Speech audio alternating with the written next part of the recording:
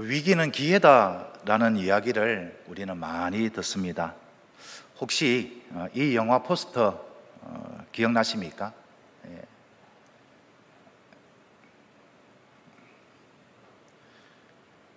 아주 오래전에 상영했던 영화인데 아마 70년대, 제가 어렸을 때에 초등학교 때 텔레비전 주말의 명화 이런 곳에서 자주 보았던 것입니다.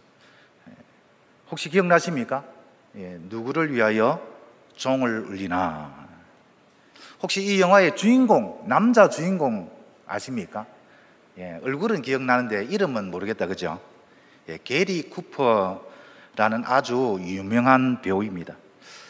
그의 대표작은 조금 전에 소개했던 누구를 위하여 종을 울리나 외에 요크 상사, 하이눈, 또 너무나 잘 알고 있는 무기여 잘 있거라 등이 있습니다. 이 게리 쿠퍼가 대스타가 되기까지 겪었던 재미있는 일화 하나를 소개해 드리겠습니다.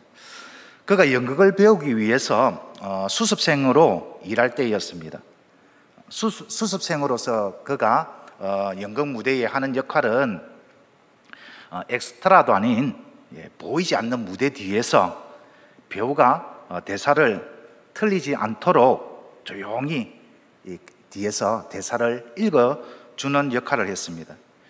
공연이 시작되고 분위기가 달아오를 그때에 사고가 터졌습니다. 어떤 사고겠습니까? 배우가 해야 할 대사를 일러준 것이 아니라 전혀 엉뚱한 그런 대사를 말해주는 바람에 무대 위에서 이 배우가 상황과 전혀 맞지 않는 그런 대사를 했던 것이죠. 그 순간 배우는 매우 당황을 했고 수상한 느낌을 눈치챈 관객들은 수군거리기 시작했습니다. 자칫 잘못하면 공연이 실패로 끝날 위기였지만 다행히 배우들이 베테랑이라 멋진 마무리로 문제없이 그렇게 공연을 마칠 수가 있었습니다. 하지만 공연이 끝난 후에 또 위기가 찾아왔죠. 무대 감독이 불같이 화를 내었습니다. 대사를 전달하는 이 중요한 일에 실수를 해 저놈 뭐야? 당장 저놈의 월급을 반으로 줄여. 그러자 다른 연출가가 멋쩍어 하며 말합니다. 저기 감독님, 실수한 저 친구 있지 않습니까? 엑스트라도 아니고 무급으로 일하는 견습생입니다. 수습생입니다. 줄일 수 있는 월급이 없습니다. 무대 감독은 어이없다는 표정으로 게리 쿠퍼를 바라보면서 그래? 그러면 저놈에게 월급을 받을 수 있는 엑스트라 배우로 주고 지금부터 월급을 반으로 줄여. 그렇게 우여곡절 끝에 게리 쿠퍼는 무대에 서게 되었고 놀라운 연기력을 보이면서 관객들의 마음을 사로잡기 시작했습니다. 훗날 아카데미 나무주연상을 2분이나 받고 일평생 크고 작은 역할을 다 합쳐서 무려 115편의 영화에 출연하는 유명한 배우가 되었습니다. 게리 쿠퍼에게 찾아온 위기는 그를 유명한 배우로 만드는 절호의 기회였습니다. 살다 보면은 그 크기는 다르지만 누구나 맞이하게 되는 것이 위기입니다. 우리의 삶에 위기가 찾아왔을 때 어떻게 우리는 그 위기 속에서 절호의 기회를 맞을 수가 있을까요? 오늘 다윗도 인생의 큰 위기를 맞고 있습니다. 그가 맞은 위기는 어떤 위기입니까? 2절과 3절을 보면은 악인들이 내 살을 먹이려고 내게로 왔고 군대가 나를 대적하여 진칠지라도 전쟁이 일어난 나를 치려 할지라도 수많은 적군으로 포위되어 지금 곧 전쟁이 일어날 그런 대치의 상황에 놓여 있습니다. 전장에는 극도의 긴장감이 감돌고 있죠. 언제 적군이 진격해 올지 모르는 긴박한 상황 속에서 재난의 그림자가 깊이 들어오십니다.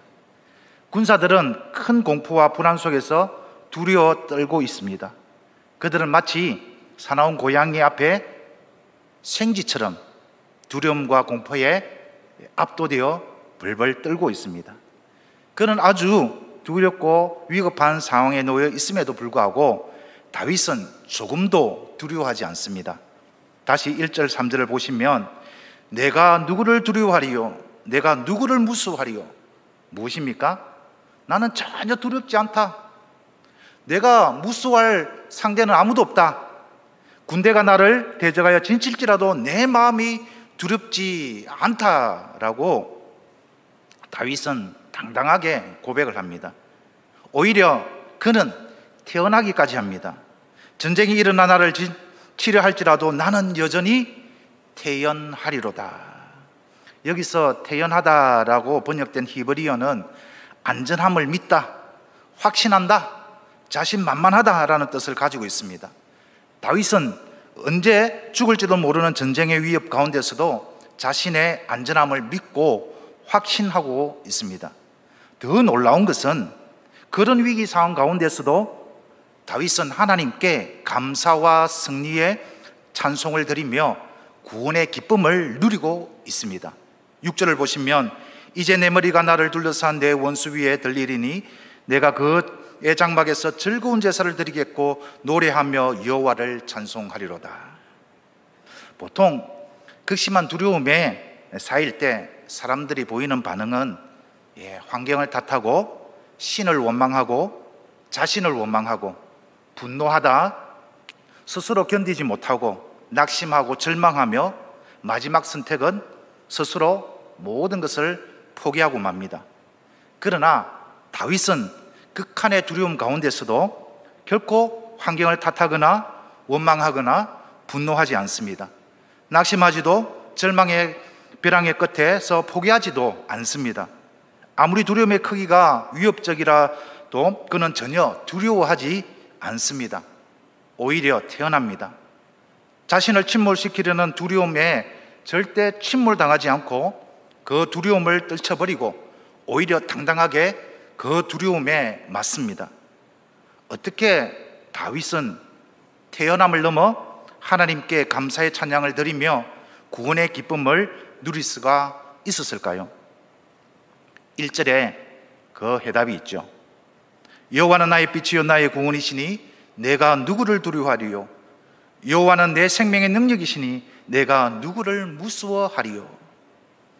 다윗이 위기의 상황 속에서도 조금도 두려워하지 않고 오히려 태어날 수 있었던 비결은 바로 여호와 하나님에 대한 절대적인 확신이 있었기 때문입니다. 다윗은 여호와 하나님을 나의 빛이십니다 라고 고백합니다.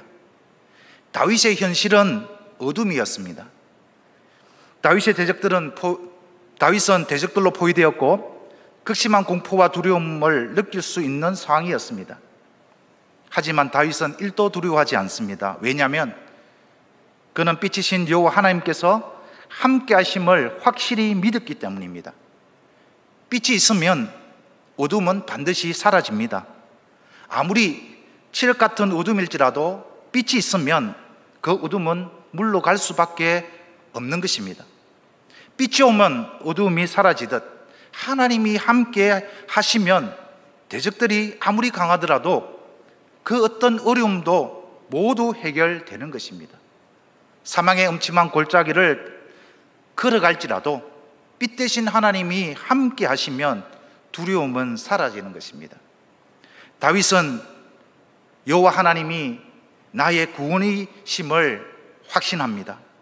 여기서 구원이라고 번역된 단어는 승리, 구출 이렇게 번역될 수 있는 단어입니다. 즉 다윗은 적군의 군사력이 아무리 막강할지라도 승리를 주시는 분은 오직 하나님이심을 온전히 믿었습니다. 전쟁은 하나님께 속한 것이지 군사력에 달려 있지 않다라는 것을 다윗은 확신하고 있었습니다. 다윗은 수많은 전쟁을 경험한 장수였습니다. 그는 누구보다도 잘 알고 있었습니다.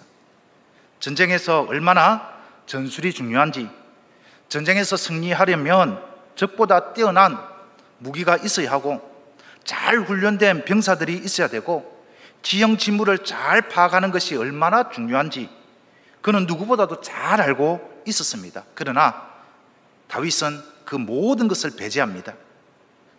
그리고 하나님만 바라봅니다.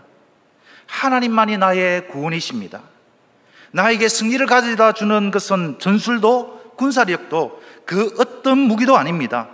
전쟁은 여호와의 손에 달려 있습니다. 여호와 하나님만이 나의 승리이십니다. 이렇게 고백을 합니다.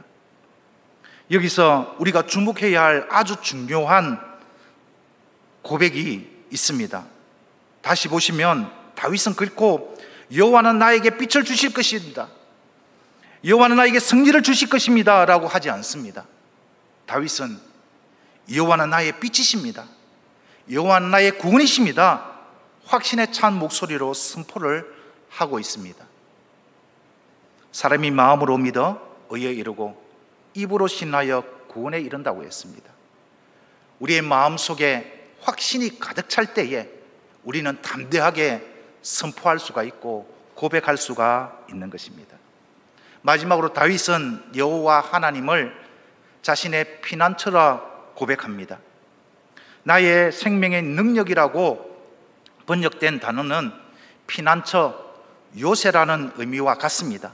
즉 다윗은 하나님께서 자신의 피난처시며 요새가 되셨기에 그 어떤 생명의 위협 앞에서도 여호와 하나님께 피하기만 하면 생명을 유지할 수 있다는 확신 가운데 두려워하지 않고 누구도 무서워할 이유가 없었던 것입니다. 그렇습니다. 다윗이 두려움이 자신을 침묵시키려는 위기 상황 속에서도 전혀 두려워하지 않고 오히려 태어날 수 있었던, 오히려 찬양할 수 있었던 그 비결은 바로 여호와 하나님에 대한 절대적인 확신이 있었기 때문입니다. 자, 그렇다면 다윗은 어떻게 하나님에 대한 절대적인 확신을 가질 수가 있었던 것일까요? 2절을 보시면 다윗은 이렇게 고백합니다. 악인들이 내 살을 먹으려고 내게로 왔으나 나의 대적들, 나의 원수들인 그들은 실족하여 넘어졌도다.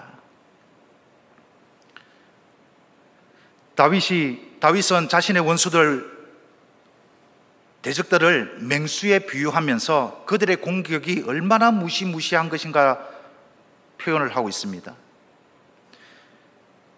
대적들이, 원수들이 마치 맹수처럼 다윗을 잡아먹으려고 공격하였지만 그를 해하지 못하고 도리어 파멸되고 말았습니다. 그 이유가 무엇이겠습니까? 하나님이 직접 개입하신 것입니다. 그렇습니다.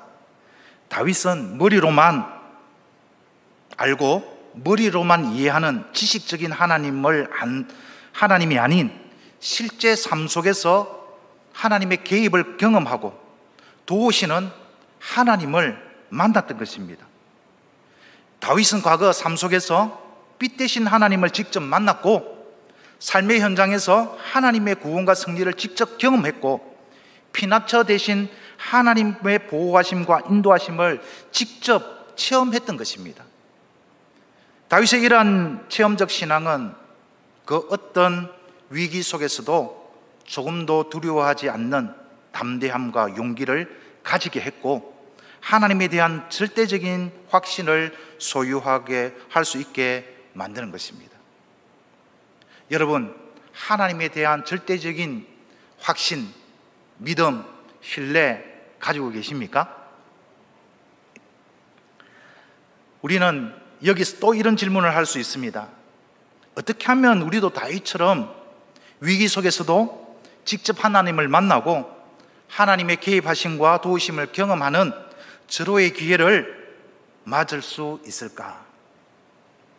어떻게 하면 우리도 다윗처럼 그러한 소중한 경험을 할 수 있고 그 경험에 근거한 절대로 흔들리지 않는 확신을 가질 수가 있을까요? 4절에 그 해답이 있습니다. 우리 다 같이 한번 한 마음으로 한번 읽어볼까요? 4절 시작. 내가 여호와께 바라는 한 가지 일 그것을 구하리니 곧 내가 내 평생에 여호와의 집에 살면서 여호와의 아름다움을 바라보며 그의 성전에서 사모하는 그것이라. 발견하셨습니까? 다윗이 가졌던 하나님에 대한 절대적인 믿음과 확신은 다른 것이 아니었습니다. 하나님과 날마다 동행하기를 원하는 간절함이었습니다. 내가 여호와께 바라는 한 가지, 딱 한 가지 소원을 말해봐. 보통 사람 같으면은 좀 당당하게 살고 싶습니다. 남한테 아쉬운 소리 하지 않고 좀 폼나게 멋지게 살 수 있는 경제적인 그런 여유가 있었으면 좋겠습니다. 내 이름을 좀 널리 알리며 하나님께도 영광, 교회에도 영광인 그런 명예, 내 이름을 높일 수 있는 권세, 무엇보다도 건강이 제일이지 않습니까? 건강을 주십시오.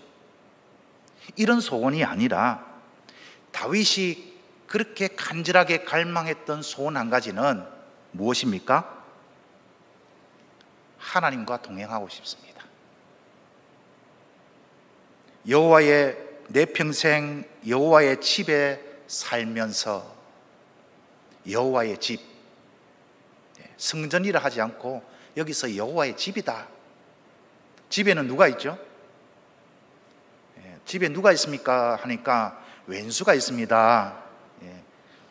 집에는 사랑하는 이들이 있죠. 아내가 있고 남편이 있고 자녀가 있습니다. 집에는 사랑하는 하나님 아버지가 계시고, 집에는 그 사랑을 받는 자녀들이 있고, 그곳에서 영원히 함께 하나님과 살고 싶다라는 것입니다. 일시적인 것이 아니라 내 목숨 다하는 그날까지 단 한순간도 하나님을 떠나지 않고 하나님께 딱 달라붙어서 하나님과 동행하고 싶은 것, 이 간절함이 바로 나의 소원입니다. 언제 어디서나 무엇을 하든지 하나님이 나와 함께 하심을 내가 경험하고 싶습니다. 두 번째로는 무엇입니까? 다윗이 가졌던 간절함은 하나님이 주신 사명에 대한 간절함이었습니다. 4절 하반절에 보면 여호와의 아름다움을 바라보며 그의 성전에서 사모하는 그것이라. 여호와의 아름다움이란 무엇일까? 정말 고민되었습니다. 이 말씀을 준비하면서 그려지지가 않았습니다. 하나님의 아름다움이란 무엇일까? 성전에서, 하나님의 집에서 볼 수 있는 하나님의 아름다움이란 무엇일까? 그래서 주석들을 다 찾아보니까 박윤순 목사님께서 이렇게 주석한 것을 볼 수가 있었습니다. 여기서 말하는 하나님의 아름다움이란 은혜 충만한 하나님의 계시의 아름다움이다. 또 잘 와닿잖아요. 은혜 충만한 하나님 계시의 아름다움이다. 하나님 도대체 무엇입니까? 기도하면서 하나님 딱 와닿도록 좀 말씀해 주십시오.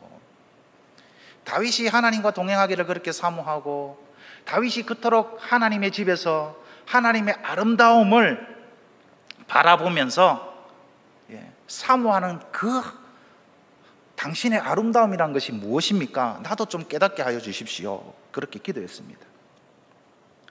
바라보다라는 말은 깊은 관심과 애정으로 나의 시선을 고정시키는 것이라고 합니다. 마음과 뜻과 정성을 다하여서 집중하는 것, 다윗이 그토록 집중하고 싶은 것, 그토록 붙잡고 싶은 것, 하나님의 아름다움이 도대체 무엇입니까? 또 여기서 사모하다라는 말은 질문한다, 계속 묻는다, 또 묵상한다라는 의미가 있더라고요. 그래서 계속 질문하고 하나님께 질문하고 하나님께 또 묻고 또 하나님의 뜻을 알고자 하는 그 하나님의 아름다움이라는 것은 무엇입니까? 나도 좀 알게 하여 주십시오. 계속 기도하는 가운데 쭉 성경을 읽다가 제가 느끼는 것, 그것이 무엇인가? 하나님의 아름다움이 아닌가? 여러분, 성경은 뭐라고 생각하십니까? 성경은 저는 이렇게 정리하고 싶습니다. 오늘 이 시간, 성경은 하나님께 나에게 쓰신 사랑의 편지다. 공감하십니까? 요즘 예레미야 선지서를 우리가 읽고 있는데, 하나님은 단 한마디 말씀이면 되고 단 한 번 결정하면 되는 일을 그토록 많은 선지자들을 보내면서 똑같은 말을 또 하고 또 하고 또 하시는 이유가 뭘까? 결국은 사랑이라는 것입니다. 때로는 겁을 주기도 하고, 때로는 엄포를 놓기도 하고, 때로는 달콤한 말로 격려도 하고 위로도 하고, 그토록 하나님이 놓지 않는 것이 무엇인가? 그렇게 말씀하고 싶어 하시는 것이 무엇인가? 결국 우리를 향한, 나를 향한 하나님의 사랑이다라는 것입니다. 그 말씀 속에 녹아져 있는 하나님의 뜻과 계획을 바라보고 싶다라는 것입니다. 위기 상황입니다. 언제 죽을지도 모르는 긴박한 상황입니다. 그럴 때 우리가 하나님께 물을 수 있는 것이 무엇입니까? 하나님, 이런 위기가 왜 우리에게 왔습니까? 왜 나에게 왔습니까? 이 위기 속에서 하나님, 내가 깨닫기를 원하는 것이 무엇입니까? 하나님, 말씀해 주십시오. 말씀을 통하여서 하나님, 그 마음을 내가 깨닫게 하여 주시옵소서. 혹시 이런 마음으로 오늘 예배 자리에 나오신 분 계십니까? 다윗이 간절하게 사모했던, 늘 생각하고 하나님께 질문하고 하나님께 답을 구했던 그것, 하나님, 나를 왜 이 이스라엘의 왕을 세우셨고 왜 이 유다의 왕으로 세우셨는지, 그럼에도 불구하고 나에게 왜 이런 위기가 찾아왔는지 하나님, 나는 이해가 되지 않습니다. 하나님, 말씀을 통하여서 나에게 그 뜻을 밝혀주십시오. 하나님이 보여주시는 게 계시지 않습니까? 타락한 인간은 스스로 하나님을 찾을 수 없고 하나님을 발견할 수 없습니다. 그래서 하나님은 계시해 주셔야만, 하나님이 나타내 보여주셔야만 당신의 뜻을 알 수가 있는 것이죠. 그래서 하나님은 이 우주 만물, 자연을 통해서 우리에게 계시해 주셨습니다. 그걸 자연 계시라고 그러죠. 자연 계시만으로는 하나님 당신이 누구인지 정확하게 인간이 알 수가 없고 깨달을 수 없으니까 하나님은 특별한 계시를 주셨습니다. 그 특별한 계시가 무엇입니까? 바로 이 성경 말씀이죠. 이 성경 말씀을 통하여서 하나님은 비참한 인생들이 하나님이 누구인지, 어떤 분인지, 하나님께서 가지고 있는 계획과 뜻들이 어떤 것인지 분명하게 알 수 있도록 이렇게 말씀을 우리에게 전해 주신 것이죠. 그래서 이 다윗은 이 하나님의 말씀을 읽을 때마다 그 하나님의 아름다움, 자신을 향한 그 하나님의 아름다운 계획, 선하신 계획, 그 인자심을 다윗은 알 수가 있었고, 그것을 끝까지 놓치지 않고 늘 하나님과 동행하면서 경험하고 싶다, 그런 고백을 지금 하고 있는 것이죠. 다윗이 그래서 인생의 최고의 가치는 무엇인가, 이 세상에 최고의 가치 있는 것은 무엇인가 라고 고백한 대목이 무엇입니까? 바로 하나님의 말씀이다. 이 세상에서 나에게 가장 큰 만족을 주는 것은 무엇인가? 하나님의 말씀이다. 그 말씀이 어디 기록되어 있습니까? 시편 19편 10절, 검 곧 많은 순금보다 더 사모할 것이며 꿀과 송일꿀보다 더 달돌다. 가장 순금보다 더 가치가 있고 꿀과 송일꿀보다도 더 행복과 만족을 주는 것은 그 앞절에 있는 내용인데, 7절과 9절에 보면은 곧 여호와의 말씀이다. 여호와의 말씀이 이 삶 속에 우리의 인생의 최고의 가치고 최고의 지식이고 최고의 정보고 최고의 만족과 행복을 주는 것은 결국 하나님의 말씀이다. 왜? 그 속에 나를 향한 하나님의 사랑이 고스란히 녹아져 있기 때문에, 그것을 발견하는 순간 나는 결코 망하는 존재가 아니다, 그런 확신을 가질 수가 있었던 것이죠. 그래서 다윗은 이제 성전에서 영원토록 사모합니다. 계속 그 말씀을 묵상하고 또 묵상하고 되뇌이고 또 되뇌이고 생각해보고 또 생각해보고, 그래서 결국은 하나님께서 나를 향한 가지고 있는 계획을 따라서 나는 그 하나님의 말씀을 따라 순종하며 살아가겠습니다 라는 그 고백으로 가진 절대적인 확신이 있었기 때문에 다윗은 어떤 위기 상황 속에서도 흔들리지 않고 두려워하지 않고 떨지 않을 수가 있었던 것이죠. 다윗은 하나님과 날마다 동행하기를 소망했습니다. 하나님의 집에 살면서 매일 말씀을 통하여 하나님을 만나고 매일 기도로 하나님께 질문하고 매일 순종하며 살기를 간절히 원했습니다. 다윗은 여호와 하나님께 바라는 한 가지 일, 간절한 소원이 있었습니다. 그것은 경제적인 부유함도 아니었습니다. 자신의 이름을 떨칠 수 있는 명예도 아니었습니다. 자신을 높일 수 있는 권력도 아니었고 건강도 아니었습니다. 지금 내가 처해 있는 어려움, 두려움, 슬픔, 아픔, 억울함, 고통을 해결해 달라는 것도 아니었습니다.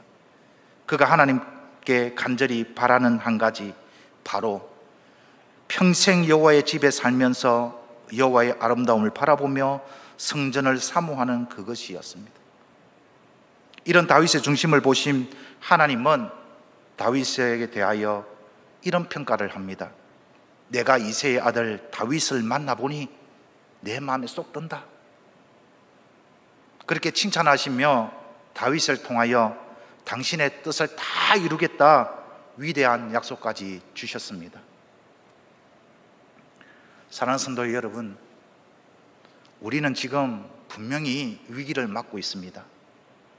코로나19 때문에 여기저기서 이렇게 가면 교회가 과연 안전할까? 우리의 목소리들이 나오고 있습니다. 코로나 재확산 때문에 그렇게 중요한 여름 우리 주일학교 사역들이 온전하게 진행되지 못하고 있습니다. 마음 놓고 주의 전에 나와서 이렇게 다윗이 갈망했던 그 소원마저도 제대로 할 수 없는 이런 상황에 놓여 있습니다. 그럼에도 불구하고 이 위기가 하나님을 경험하는 절호의 기회가 될 수 있다라는 것을 우리는 꼭 기억해야 할 것입니다. 우리도 다윗처럼 위기 속에서 하나님의 개입하심과 도우심을 경험하는 절호의 기회를 맞이할 수가 있습니다. 우리도 다윗처럼 하나님에 대한 절대적인 확신을 가질 수가 있습니다. 이럴 때 아멘 하면 얼마나 좋습니까? 그죠? 네. 빛 대신 하나님이 우리와 함께 하시면 인생의 그 어떤 어두움도 물러가고, 아멘. 구원의 하나님이 개입하시면 우리에게 승리가 있고, 아멘. 피난처 대신 하나님께 나아가기만 하면 우리는 안전할 것입니다. 아멘. 이런 하나님에 대한 절대적인 확신은 가만히 앉아 기다리면 저절로 생기는 것이 아닙니다. 간절함이 있어야 합니다. 이 코로나 시대에 우리가 철저하게 방역을 지켜가며 성전을 찾는 간절함이 있기를 소망합니다. 다윗처럼 목숨 다하는 그날까지 날마다 하나님과 동행하고 싶다는 간절함, 하나님의 말씀을 통해 당신의 뜻과 계획을 알고자 하는 간절함, 나에게 맡겨주신 사명에 온 마음을 다하여 집중하고자 하는 간절함, 이런 간절함이 있을 때 하나님은 우리에게 찾아오셔서 만나주시고 우리의 인생의 문제에 개입하실 것입니다. 우리가 겪고 있는 현실의 어둠을 물러나게 하는 빛은 오직 여호와 하나님 한 분이십니다. 우리의 구원이시며 우리의 피난처신 분은 오직 하나님 한 분이십니다. 오늘 이 시간 우리에게 필요한 것은 오직 간절함입니다. 비록 코로나 방역 수칙 때문에 큰 소리로 찬양하지 못하지만, 큰 소리로 울부짖으며 기도하지 못하지만, 하나님은 우리의 중심을 보실 것입니다. 우리가 다윗처럼 간절함으로 찬양하며 기도할 때에 우리의 모든 사정을 알고 계시고 우리의 간구를 듣고 계신 하나님께서 반드시 위기가 당신의 개입과 도우심을 경험케 하는 절호의 기회가 되게 해 주실 것입니다.